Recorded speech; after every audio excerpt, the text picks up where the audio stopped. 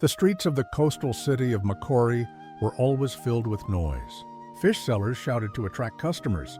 Old radios played African music from small shops. Children laughed as they played in the dusty streets. Broken roads, old markets, and mud-covered houses. This was the true identity of Macquarie. In this city lived a young man named Amani. Amani was 26 years old. He had a slim body, but his eyes were full of courage and hope. Every day he worked near the shore at an old fish market, cleaning fish to earn a living. The work was hard. The smell, wet hands, and burning sun made it exhausting. But Amani never complained, because he knew one thing clearly: complaining does not fill an empty stomach. Amani's life. Amani was very poor.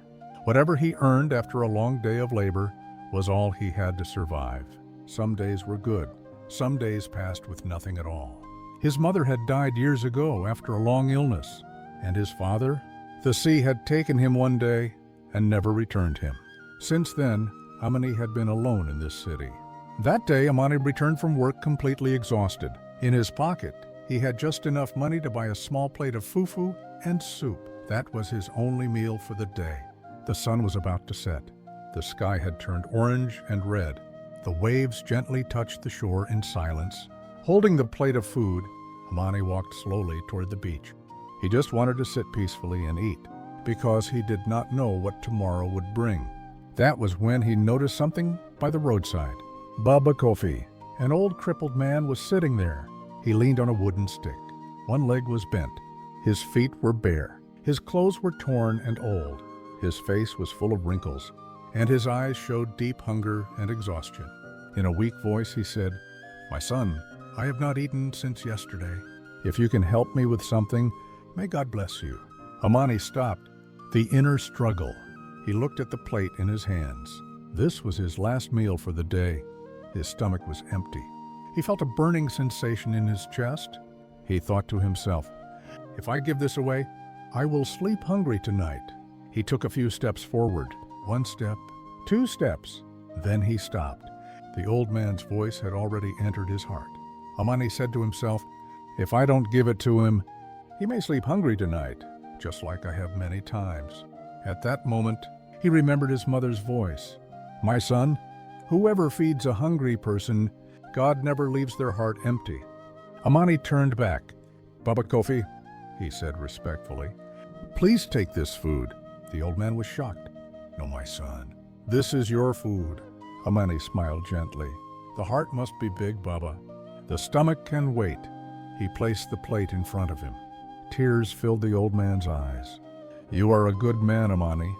Amani said nothing. He quietly walked away. A hungry night.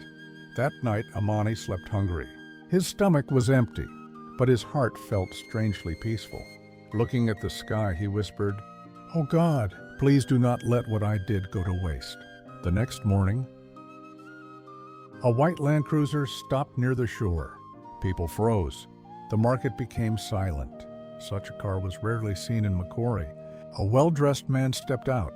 Clean clothes, confident walk, authority in his eyes. People began whispering, "That is Mr. Kofi Nyako, the owner of a big fishing company." Amani stopped in his tracks. The man walked straight toward him.